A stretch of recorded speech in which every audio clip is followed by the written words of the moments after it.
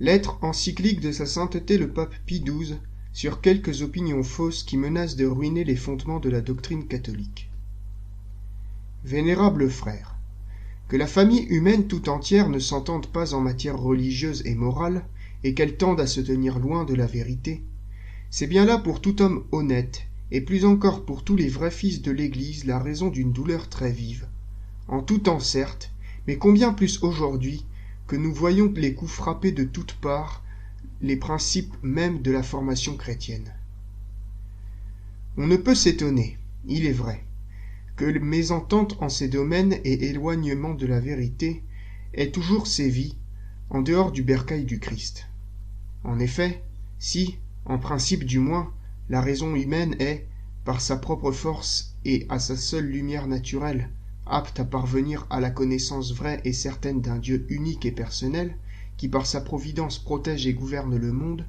et à l'intuition aussi de la loi naturelle inscrite par Dieu en nos âmes,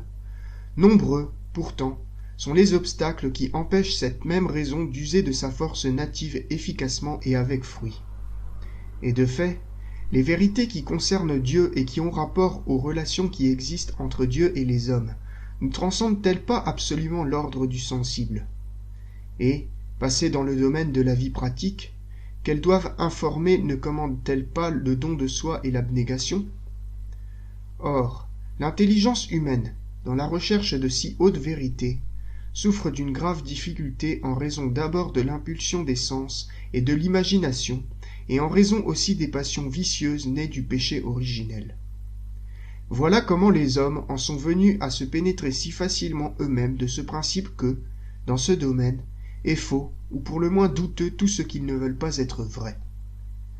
C'est pourquoi il faut tenir que la révélation divine est moralement nécessaire pour tout ce qui n'est pas, de soi, inaccessible à la raison en matière de foi et de mœurs, puisse être, dans l'état actuel du genre humain, connu de tous promptement, avec une certitude ferme et sans mélange d'erreurs. Bien plus, l'esprit humain peut éprouver parfois des difficultés à formuler un simple jugement certain de crédibilité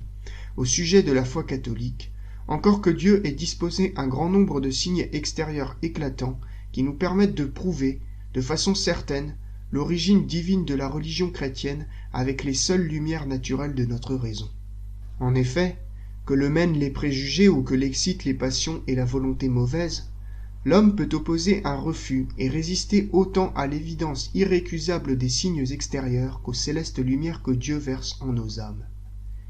Quiconque observe attentivement ceux qui sont hors du bercail du Christ découvre sans peine les principales voies sur lesquelles se sont engagés un grand nombre de savants. En effet, c'est bien eux qui prétendent que le système dit de l'évolution s'applique à l'origine de toutes les choses. Or, les preuves de ce système ne sont pas irréfutables, même dans le champ limité des sciences naturelles. Ils l'admettent pourtant sans prudence aucune, sans discernement, et on les entend qui professent, avec complaisance et non sans audace, le postulat moniste et panthéiste d'un unique tout fatalement soumis à l'évolution continue. Or, très précisément, c'est de ce postulat que se servent les partisans du communisme pour faire triompher et propager leur matérialisme dialectique dans le but d'arracher des âmes toute idée de Dieu. La fiction de cette fameuse évolution, faisant rejeter tout ce qui est absolu, constant et immuable, a ouvert la voie à une philosophie nouvelle aberrante qui, dépassant l'idéalisme, l'immanentisme et le pragmatisme, s'est nommée existentialisme parce que, négligeant les essences immuables des choses, elle n'a souci que de l'existence de chacun. À cela s'ajoute un faux historicisme qui, ne s'attachant qu'aux événements de la vie humaine, renverse les fondements de toute vérité et de toute loi absolue dans le domaine de la philosophie, et plus encore dans celui des dogmes chrétiens. En présence d'une telle confusion d'opinions, nous pourrions être sans doute un peu consolés de voir ceux qui étaient nourris jadis des principes du rationalisme désirer revenir aujourd'hui aux sources de la vérité divinement révélée, reconnaître et professer que la parole de Dieu, conservée dans la Sainte Écriture, est bien le fondement de nos sciences sacrées. Mais comment ne pas être affligé de voir un grand nombre d'entre eux faire d'autant plus fi de la raison humaine qu'ils adhèrent plus fermement à la parole de Dieu, et repousser d'autant plus vivement le magistère ecclésiastique qu'ils exaltent plus volontiers l'autorité de Dieu révélant. Ils oublient, ce faisant, que ce magistère est institué par le Christ notre Seigneur pour garder et interpréter le dépôt divin révélé. Toutes prétentions qui sont non seulement en contradiction flagrante avec la Sainte Écriture, mais démontrées fausses encore par l'expérience de tous. En effet,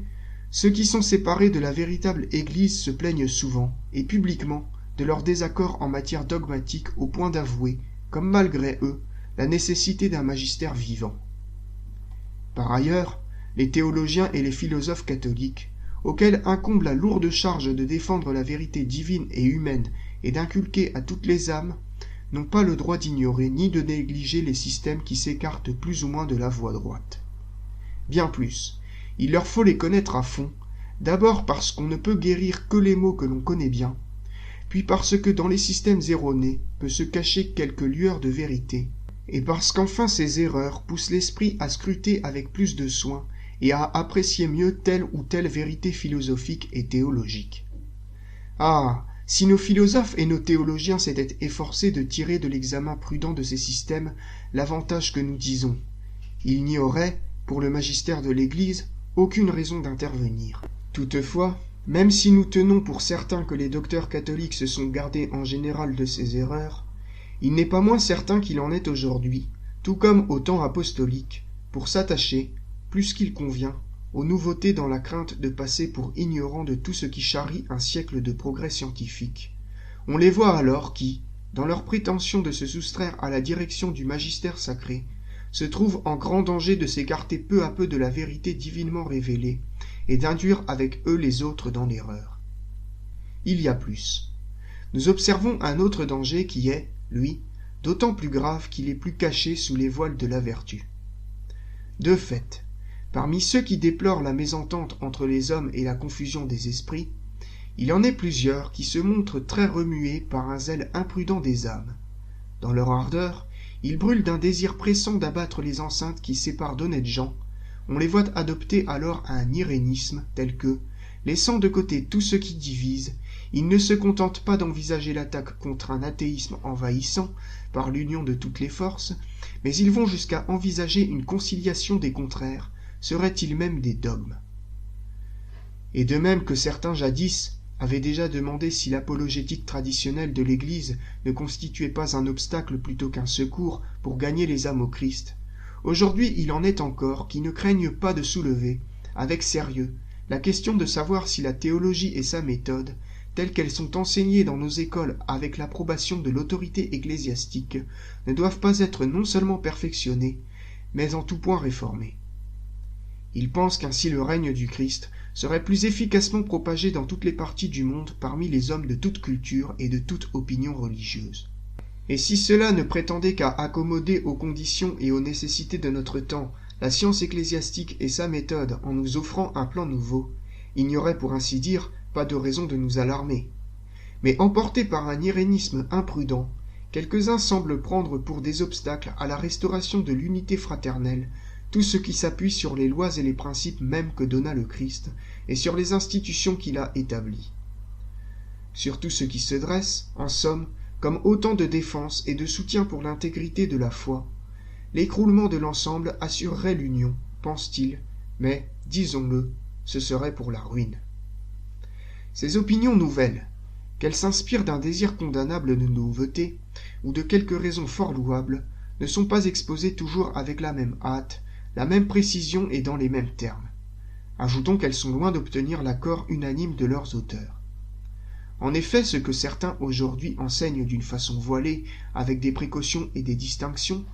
d'autres le proposeront demain avec plus d'audace, en plein jour et sans mesure aucune, causant ainsi le scandale de beaucoup, surtout dans le jeune clergé, et un grave tort à l'autorité de l'Église. Si l'on montre plus de prudence en s'exprimant dans les ouvrages édités, on est plus libre en privé, dans les dissertations qu'on se communique, dans les conférences et les assemblées. Et ces opinions ne sont pas seulement divulguées parmi le clergé séculier et régulier, dans les séminaires et les instituts religieux, mais aussi parmi les laïcs et principalement parmi ceux qui se consacrent à l'instruction de la jeunesse.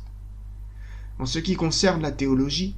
Le propos de certains est d'affaiblir le plus possible la signification des dogmes et de libérer le dogme de la formulation en usage dans l'Église depuis si longtemps et des notions philosophiques en vigueur chez les docteurs catholiques, pour faire retour, dans l'exposition de la doctrine catholique, à la façon de s'exprimer de la Sainte Écriture et des pères. Ils nourrissent l'espoir que le dogme, ainsi débarrassé de ces éléments qu'ils nous disent extrinsèques à la révélation, pourra être comparé, avec fruit, aux opinions dogmatiques de ceux qui sont séparés de l'unité de l'Église. On parviendrait alors à assimiler au dogme catholique tout ce qui plaît aux dissidents. Bien plus, lorsque la doctrine catholique aura été réduite à un pareil état, la voie sera ouverte, pense-t-il, pour donner satisfaction aux besoins du jour en exprimant le dogme au moyen des notions de la philosophie moderne, de l'immanentisme, par exemple, de l'idéalisme, de l'existentialisme ou de tout autre système à venir. Que cela puisse et doive même être fait ainsi, de plus audacieux l'affirment pour la bonne raison, disent-ils, que les mystères de la foi ne peuvent pas être signifiés par des notions adéquatement vraies, mais par des notions, selon eux, approximatives et toujours changeables, par lesquelles la vérité est indiquée sans doute jusqu'à un certain point, mais fatalement déformée. C'est pourquoi ils ne croient pas absurde, mais absolument nécessaire, que la théologie qui a utilisé au cours des siècles différentes philosophies comme ses instruments propres substitue aux notions anciennes des notions nouvelles, de telle sorte que, sous des modes divers et souvent opposés, et pourtant présentés par eux comme équivalents, elles nous expriment les vérités divines sous le mode qui sied à des êtres humains.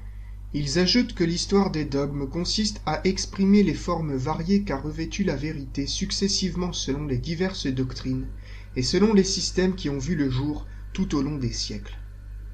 Or, il ressort, avec évidence, de ce que nous avons dit, que tant d'efforts non seulement conduisent à ce qu'on appelle le relativisme dogmatique, mais le comportent déjà en fait. Le mépris de la doctrine communément enseignée et le mépris des termes par lesquels on le signifie, le favorise déjà trop. Certes, il n'est personne qui ne sache que les mots qui expriment ces notions, tels qu'ils sont employés dans nos écoles et par le magistère de l'Église, peuvent toujours être améliorés et perfectionnés. On sait d'ailleurs que l'Église n'a pas eu recours toujours aux mêmes termes. Et puis, il va de soi que l'Église ne peut se lier à n'importe quel système philosophique dont la vie est de courte durée. Ce que les docteurs catholiques, en parfait accord, ont composé au cours des siècles pour parvenir à une certaine intelligence du dogme, ne s'appuie assurément pas sur un fondement aussi caduc. En effet, il n'est pas d'autre appui que les principes et les notions tirées de l'expérience des choses créées,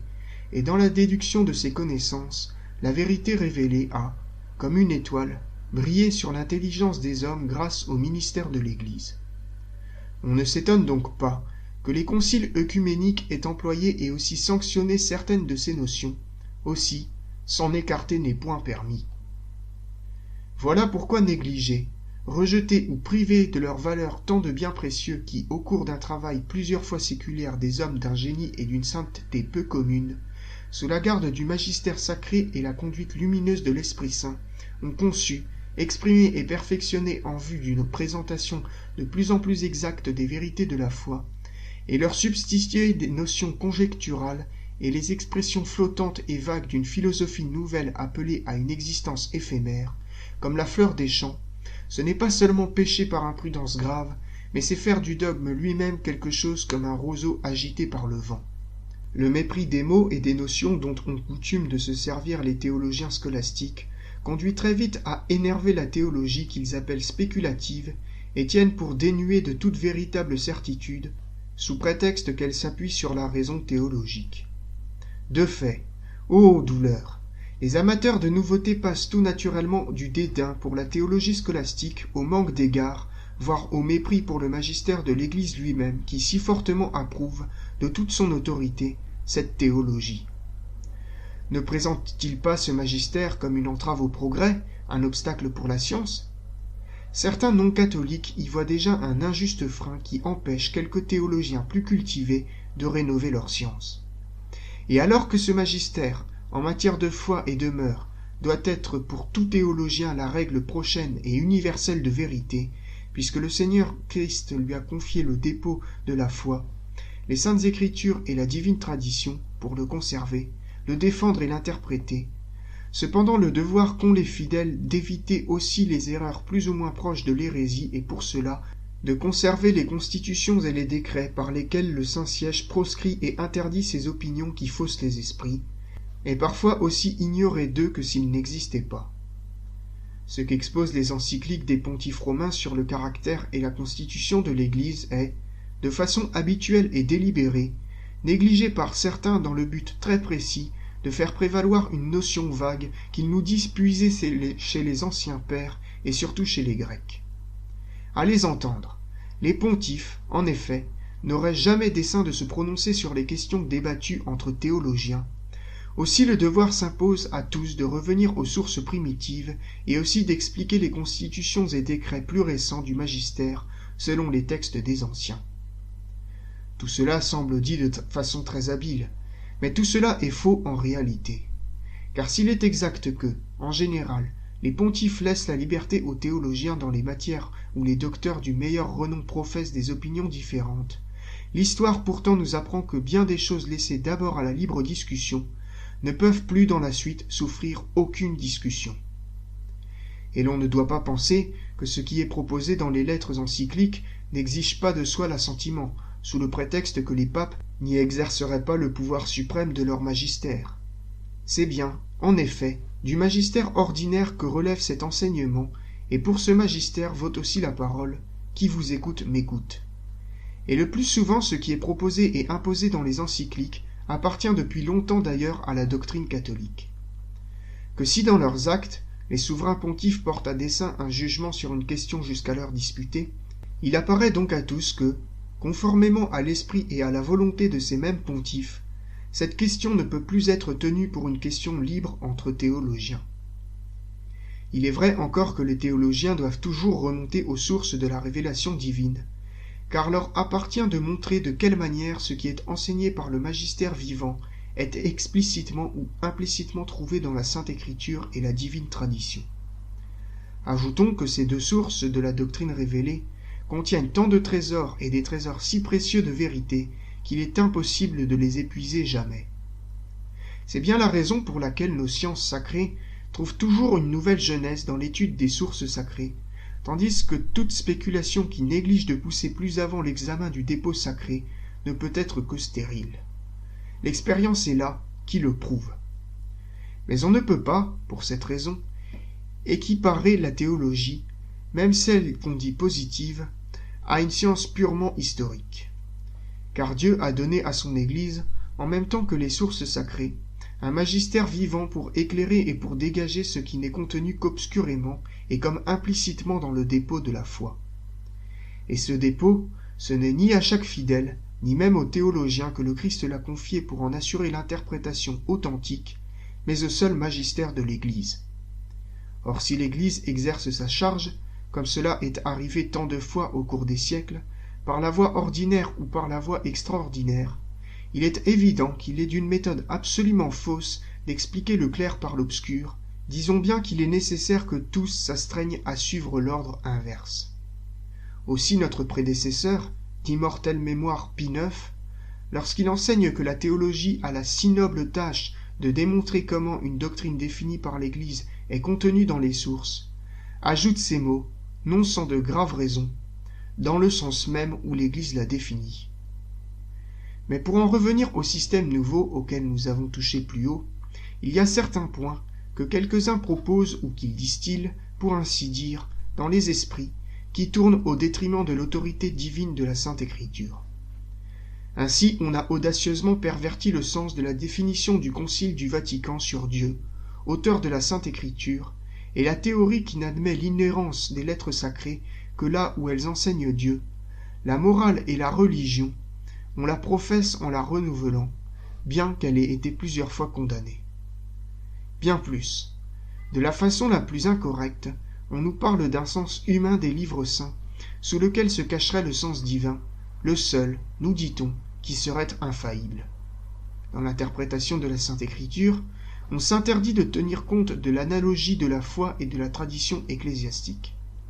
En conséquence, c'est la doctrine des saints-pères et du magistère sacré qui devrait être ramenée, pour ainsi dire, à la juste balance de l'écriture et de l'écriture telle qu'elle est expliquée par des exégètes qui ne font appel qu'à la lumière de la raison,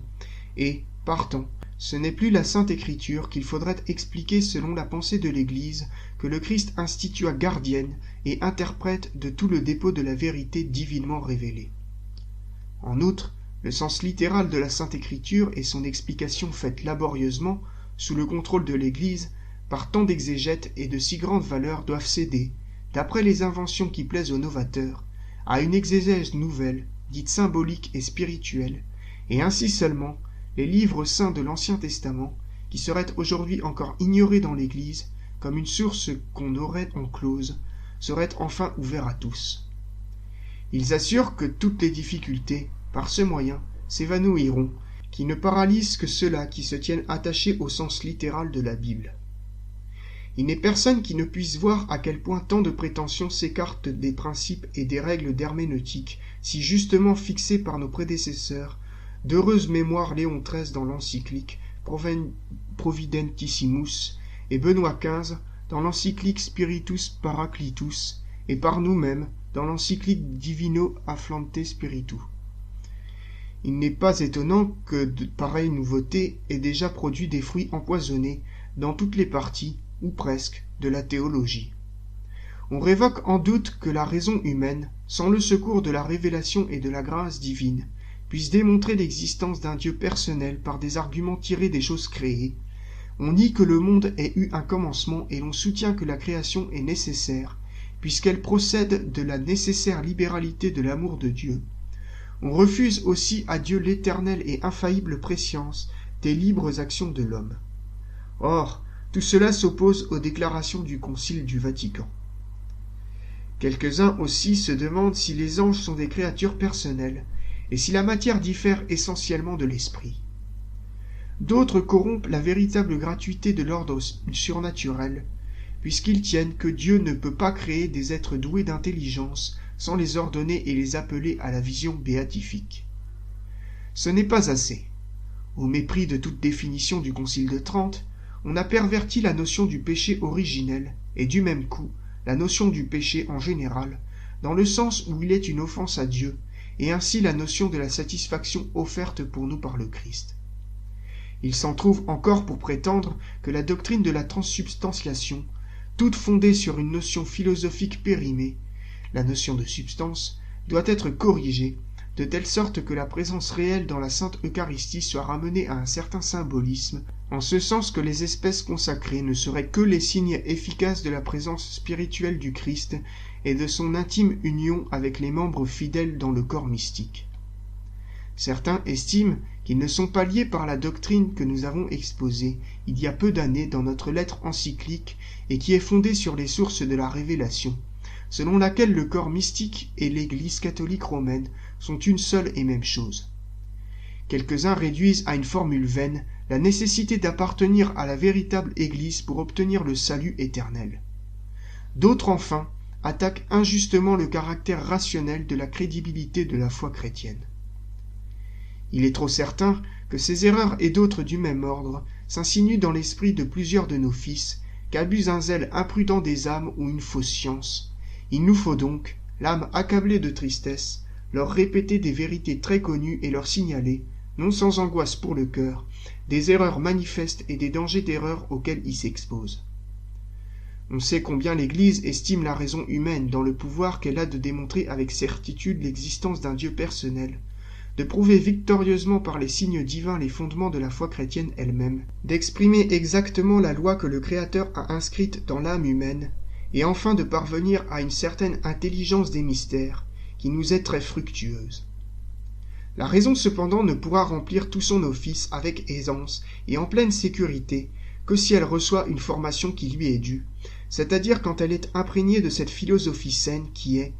pour nous, un vrai patrimoine transmis par les siècles du passé chrétien et qui jouit encore d'une autorité d'un ordre supérieur, puisque le magistère de l'Église a soumis à la balance de la révélation divine, pour les apprécier, ces principes et ces thèses essentielles qu'avaient peu à peu mis en lumière et défini des hommes de génie. Cette philosophie reconnue et reçue dans l'Église défend, seule, authentique et juste valeur de la connaissance humaine, les principes inébranlables de la métaphysique, à savoir de raison suffisante, de causalité et de finalité la poursuite enfin, effective, de toute vérité certaine et immuable. Dans cette philosophie, sans doute sont traités des parties qui, ni directement ni indirectement, ne touchent à la foi et aux mœurs. Aussi l'Église les laisse-t-elle à la libre discussion des philosophes. Mais pour beaucoup d'autres, surtout dans le domaine des principes et des thèses essentielles que nous avons rappelées plus haut, de liberté de discussion il n'y a point. Mais dans ces questions essentielles, il est permis de donner à la philosophie un vêtement plus juste et plus riche, de la renforcer de développements plus efficaces, de la débarrasser de quelques procédés scolaires insuffisamment adaptés, de l'enrichir discrètement aussi d'éléments apportés par une pensée humaine qui sainement progresse, mais il n'est jamais possible de la bouleverser, de la contaminer de principes faux, ou même de la tenir pour un monument sans doute imposant, mais absolument suranné. Car la vérité et toute son explication philosophique ne peuvent pas changer chaque jour, surtout quand il s'agit de principes évidents, par soi, pour tout esprit humain, ou de ces thèmes qui prennent appui aussi bien sur la sagesse des siècles que sur leur accord avec la révélation divine qui les était si fortement. Tout ce que l'esprit humain a donné à la recherche sincère peut découvrir de vrai ne peut absolument pas s'opposer à une vérité déjà acquise. Dieu, souveraine vérité, a créé l'intelligence humaine et la dirige, il faut le dire, non point pour qu'elle puisse opposer chaque jour des nouveautés à ce qui est solidement acquis, mais pour que, ayant rejeté les erreurs qui se seraient insinuées en elle, elle élève progressivement le vrai sur le vrai, selon l'ordre et la complexion même que nous discernons dans la nature des choses d'où nous tirons la vérité. C'est pourquoi un chrétien, qu'il soit philosophe ou théologien, ne peut pas se jeter à la légère, pour les adopter, sur toutes les nouveautés qui s'inventent chaque jour, qu'il en fasse au contraire un examen très appliqué, qu'il les pèse en une juste balance, et ainsi, se gardant de perdre ou de contaminer la vérité déjà acquise, il évitera de causer un dommage certain à la foi elle-même et de la mettre gravement en péril. Si l'on a bien saisi ces précisions, on verra sans peine pour quelle raison l'Église exige que ses futurs prêtres soient instruits des disciplines philosophiques, selon la méthode, selon la doctrine et les principes du docteur angélique. C'est que l'expérience de plusieurs siècles lui a parfaitement appris que la méthode de l'Aquinate l'emporte singulièrement sur toutes les autres, soit pour former les étudiants, soit pour approfondir les vérités peu accessibles. Sa doctrine forme comme un accord harmonieux avec la révélation divine. Elle est de toute la plus efficace pour mettre en sûreté les fondements de la foi, comme pour recueillir utilement et sans dommage les fruits d'un progrès véritable. C'est pourtant de motif qu'il est au plus haut point lamentable que la philosophie reçue et reconnue dans l'Église soit aujourd'hui méprisée par certains qui, non sans imprudence, la déclarent vieillie dans sa forme et rationaliste, comme ils osent dire, dans son processus de pensée. Nous les entendons répétant que cette philosophie, la nôtre, soutient faussement qu'il peut y avoir une métaphysique absolument vraie, et ils affirment de façon péremptoire que les réalités, et surtout les réalités transcendantes, ne peuvent être mieux exprimées que par des doctrines disparates, qui se complètent les unes les autres, encore qu'elles s'opposent entre elles toujours en quelque façon. Aussi concède-t-il que la philosophie qu'enseignent nos écoles, avec son exposition claire des problèmes et leurs solutions, avec sa détermination si rigoureuse du sens de toutes les notions et ses distinctions précises, peut être utile pour initier les jeunes esprits à la théologie scolastique, et qu'elle était remarquablement accommodée aux esprits du Moyen-Âge. Mais elle n'offre plus, selon eux, une méthode qui réponde à notre culture moderne et aux nécessités du temps. Ils opposent ensuite que la philosophia perennis n'est qu'une philosophie des essences immuables, alors que l'esprit moderne doit nécessairement se porter vers l'existence de chacun et vers la vie toujours fluente. Et tandis qu'ils méprisent cette philosophie, ils en exaltent d'autres, anciennes ou récentes, de l'Orient ou de l'Occident, de sorte qu'il semble insinuer dans les esprits que n'importe quelle philosophie, n'importe quelle manière personnelle de penser, avec, si besoin est, quelques retouches ou quelques compléments, peut s'accorder avec le dogme catholique.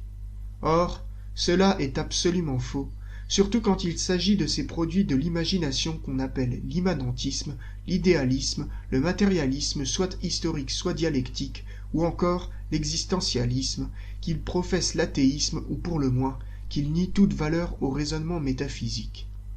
Quel catholique pourrait avoir le moindre doute sur toutes ces choses? Enfin, il reproche à cette philosophie de ne s'adresser qu'à l'intelligence dans le processus de la connaissance, puisqu'elle néglige, disent-ils, l'office de la volonté et celui des affections de l'âme. Or cela n'est pas vrai. Jamais la philosophie chrétienne n'a nié l'utilité et l'efficacité des bonnes dispositions de toute l'âme humaine pour connaître à fond et pour embrasser les vérités religieuses et morales. Bien mieux, elle a toujours professé que le défaut de ces dispositions peut être cause que l'intelligence, sous l'influence des passions et de la volonté mauvaise, s'obscurcisse à ce point qu'elle ne voit plus juste. Bien mieux encore, le docteur commun estime que l'intelligence peut d'une certaine manière percevoir les biens supérieurs d'ordre moral, soit naturel, soit surnaturel, mais dans la mesure seulement où l'âme éprouve une certaine connaturalité affective avec ces mêmes biens, soit par nature, soit par don de grâce. Et l'on ne peut pas ne pas saisir l'intérêt du secours apporté par cette connaissance obscure aux recherches de notre esprit. Cependant, autre chose est de reconnaître aux dispositions affectives de la volonté le pouvoir d'aider la raison à poursuivre une science plus certaine et plus ferme des choses, et autre chose, ce que soutiennent ces novateurs, à savoir, attribuer aux facultés d'appétit et d'affection un certain pouvoir d'intuition et dire que l'homme, incapable de savoir par la raison et avec certitude la vérité qu'il doit embrasser, se tourne vers la volonté pour faire le choix et décider librement entre des opinions erronées. N'est-ce pas là mêler indûment la connaissance et l'acte de la volonté? Il n'est pas étonnant que, par ces nouveaux systèmes, on soit amené à mettre en danger les deux disciplines philosophiques qui, par leur nature même, sont étroitement liées avec l'enseignement de la foi, la théodicée et l'éthique.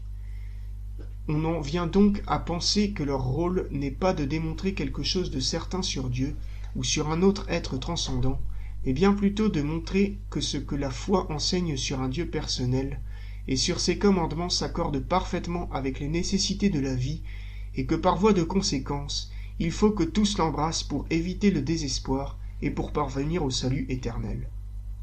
Or tout cela s'oppose manifestement aux documents de nos prédécesseurs Léon XIII et Pie X, et ne peut s'accorder avec les décrets du Concile du Vatican. Nous n'aurions certes pas à déplorer ces écarts loin de la vérité si tous, même en philosophie, voulaient écouter le magistère de l'Église avec tout le respect qui lui est dû. Car il lui revient, par l'institution divine, non seulement de garder et d'interpréter le dépôt de la vérité divinement révélée, mais encore d'exercer toute sa vigilance sur les disciplines philosophiques pour que de faux systèmes ne portent pas atteinte au dogme catholique. Il nous reste à dire un mot des sciences qu'on dit positives, mais qui sont plus ou moins connexes avec les vérités de la foi chrétienne. Nombreux sont ceux qui demandent avec instance que la religion catholique tienne le plus grand compte de ces disciplines. Et cela est assurément louable, lorsqu'il s'agit de faire réellement démontrer. Mais cela ne doit être accepté qu'avec précaution, dès qu'il s'agit bien plutôt d'hypothèses qui, même si elles trouvent quelque appui dans la science humaine, touchent à la doctrine contenue dans la Sainte Écriture et la tradition. Dans le cas où de telles vues conjecturales s'opposeraient directement ou indirectement à la doctrine révélée par Dieu, une requête de ce genre ne pourrait absolument pas être admise. C'est pourquoi le magistère de l'Église n'interdit pas que la doctrine de l'évolution, dans la mesure où elle recherche l'origine du corps humain à partir d'une matière déjà existante et vivante, car la foi catholique nous ordonne de maintenir la création immédiate des âmes de Dieu, soit l'objet, dans l'état actuel des sciences et de la théologie d'enquête et de débat entre les savants de l'un et de l'autre parti, il faut pourtant que les raisons de chaque opinion, celles des partisans comme celles des adversaires, soient pesées et jugées avec le sérieux, la modération et la retenue qui s'imposent, à cette condition que tous soient prêts à se soumettre au jugement de l'Église, à qui le mandat a été confié par le Christ d'interpréter avec autorité les Saintes Écritures et de protéger les dogmes de la foi. Cette liberté de discussion, certains cependant la violent trop témérairement. Ne se comporte-t-il pas comme si l'origine du corps humain à partir d'une matière déjà existante et vivante était à cette heure absolument certaine et pleinement démontrée par les indices jusqu'ici découverts et par ce que le raisonnement en a déduit, et comme si rien dans les sources de la révélation divine n'imposait sur ce point la plus grande prudence et la plus grande modération?